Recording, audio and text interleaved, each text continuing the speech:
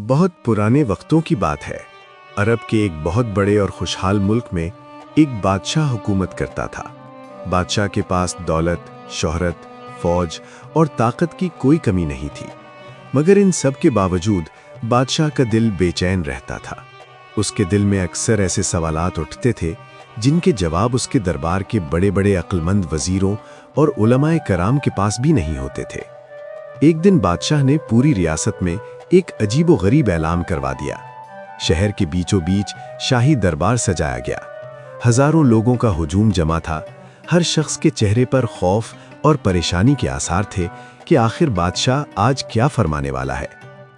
بادشاہ اپنے عالیشان تخت سے کھڑا ہوا اور بلند آواز میں کہا، اے میرے ملک کے لوگوں، میرے سینے میں 3 سوال دفن ہیں جو مجھے راتوں کو سونے نہیں دیتے۔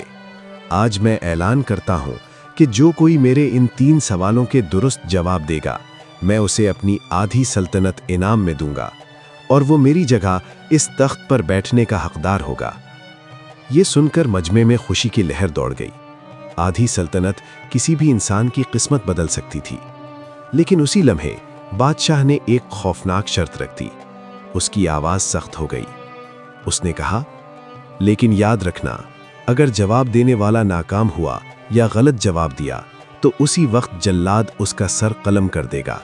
مجھے صرف سچ چاہیے، سچ کے سوا کچھ نہیں۔ یہ سنتے ہی پورے دربار میں سناٹا چھا گیا۔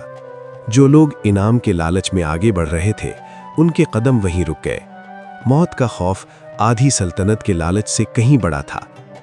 بادشاہ نے اپنے 3 سوال پیش کیے۔ پہلا سوال، وہ کون سی چیز ہے جو دنیا میں سب سے زیادہ قیمتی ہے مگر خریدی نہیں جا سکتی؟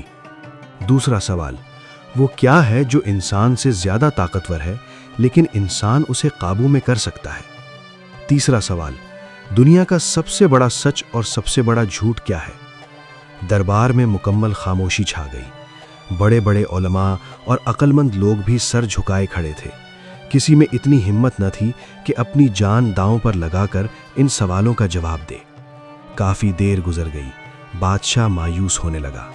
تب اچانک بھیڑ کو چیرتا ہوا ایک نوجوان آگے بڑھا۔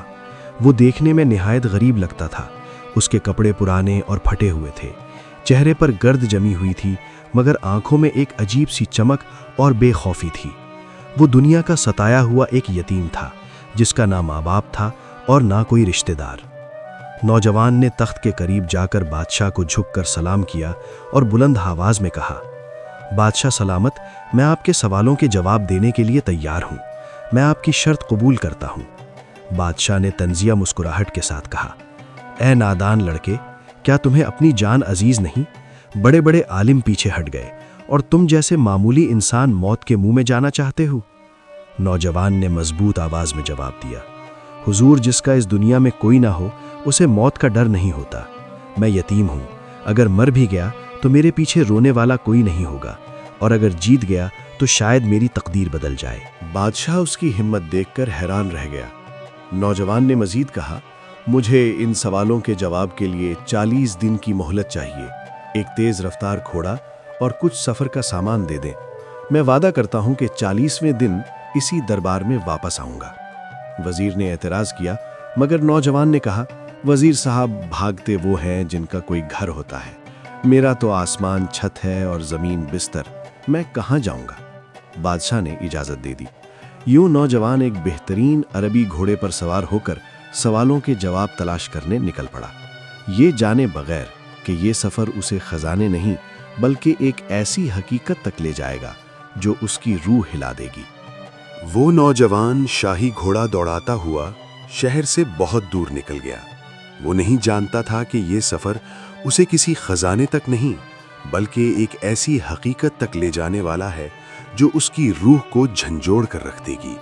اسے خبر نہ تھی کہ ریگستان کے اس پار ایک بوڑھا درویش اور اس کا کتا اس کی قسمت کا فیصلہ کرنے کے لیے اس کا انتظار کر رہے ہیں۔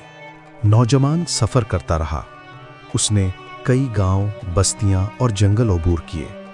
جس بھی عقل مند انسان سے اس کی ملاقات ہوتی، وہ اس کے سامنے بادشاہ کے 3 سوال رکھ دیتا، مگر افسوس، ہر کوئی سوال سن کر خاموش ہو جاتا۔ دن تیزی سے گزرتے گئے، یہاں تک کہ 30 دن بیت گئے۔ और अब उसके पास सिर्फ 10 दिन बाकी रह गए थे। मौत का साया उसके सर पर मंडलाने लगा। उसे महसूस होने लगा कि शायद उसने जोश में आकर बहुत बड़ी गलती कर दी है। भटकते भटकते वो एक वीरान और दहकते हुए रेगिस्तान में जा पहुंचा। दूर दूर तक रेत के सिवा कुछ नजर न आता था। सूरज आग बरसा रहा था और नौजवान प्यास से निढाल था। अचानक उसे एक टीले के पास एक टूटी फूटी झोंपड़ी दिखाई दी। उम्मीद की एक किरण जागी और वो उस तरफ बढ़ा। जब वो झोंपड़ी के करीब पहुंचा तो एक अजीब मंजर देखा। झोंपड़ी के बाहर एक बूढ़ा शख्स बैठा था। उसके कपड़े फटे हुए थे, बाल उलझे हुए थे और चेहरे पर गर्द जमी थी। वो एक सादा सा दरवेश लग रहा था, मगर हैरत की बात यह थी कि वो एक मिट्टी के बर्तन में खाना खा रहा था और उसी बर्तन में उसके साथ एक कुत्ता भी मुंह डाले खा रहा था। ये देखकर नौजवान के कदम रुक गए। उसके दिल में नफरत और कराहत पैदा हुई। उसने दिल ही दिल में सोचा, या अल्लाह, ये कैसा इंसान है जो कुत्ते के साथ एक ही बर्तन में खाना खा रहा है। वो मेरे सवालों का जवाब क्या देगा। वो वापस जाने ही वाला था कि दरवेश ने बगैर सर उठाए भारी आवाज में कहा, आ जाओ नौजवान, इतनी दूर से आए हो तो मिले बगैर वापस क्यों जा रहे हो।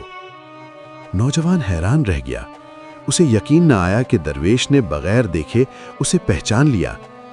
हिम्मत करके वो घोड़े से उतरा, आगे बढ़ा और सलाम किया। दरवेश ने मुस्कुरा कर कहा, आओ बेटा, सफर की थकन उतारो, हमारे साथ खाना खा लो। नौजवान ने बहाना बनाकर इनकार कर दिया। दरवेश सब समझ गया मगर खामोश रहा। फिर उसने नरमी से पूछा कि कौन सी परेशानी उसे यहाँ खींच लाई है। नौजवान ने बादशाह की शर्त, 3 सवालात और अपनी मजबूरी पूरी दास्तान सुना दी। ये सुनकर दरवेश हंस पड़ा और बोला, बस इतनी सी बात, तुम इन सवालों के लिए अपनी जान कुर्बान करने निकले हो। फिर उसने कहा, याद रखो बेटा, दुनिया में हर चीज की एक कीमत होती है। अगर कीमत अदा करने को तैयार हो तो जवाब मिल जाएंगे। दरवेश ने पहले 2 सवालों के जवाब मुफ्त में दे दिए, मगर तीसरे सवाल की कीमत रखी, गुरूर का खात्मा। पहला जवाब, दुनिया की सबसे कीमती चीज वक्त है जो कभी वापस नहीं आता। दूसरा जवाब, इंसान से ज्यादा ताकतवर चीज नफ्स है, मगर अगर इंसान चाहे तो उसे काबू कर सकता है। तीसरे सवाल के बदले दरवेश ने नौजवान से कुत्ते का जूठा दूध पीने का मुतालबा किया। ये उसके गुरूर के लिए सबसे बड़ी आजमाइश थी। आखिरकार नौजवान ने अपनी अना तोड़ दी, दूध पी लिया और रो पड़ा। तब दरवेश ने नरमी से कहा, मैंने तुम्हें जलील नहीं किया, इंसान बनाया है। जो अपने गुरूर को मार ले वही असल बादशाह होता है। फिर उसने आखिरी जवाब दिया, दुनिया का सबसे बड़ा सच मौत है और दुनिया का सबसे बड़ा झूठ जिंदगी। नौजवान ये जवाब लेकर दरबार पहुंचा, बादशाह के सामने सच बयान किया और आधी सल्तनत को ठुकरा दिया। उसने दौलत के बजाय सुकून चुन लिया और कहा कि इसका हिस्सा गरीबों और यतीमों में बांट दिया जाए। बाद अज़ां वो दरवेश की तलाश में रेगिस्तान लौट गया, मगर झोंपड़ी, दरवेश और कुत्ता सब गायब थे। यूं वो सारी जिंदगी इस हकीकत की तलाश में भटकता रहा। कहते हैं उसने बादशाहत छोड़ दी, मगर वो सच पा लिया जो मौत से पहले बहुत कम लोगों को नसीब होता है।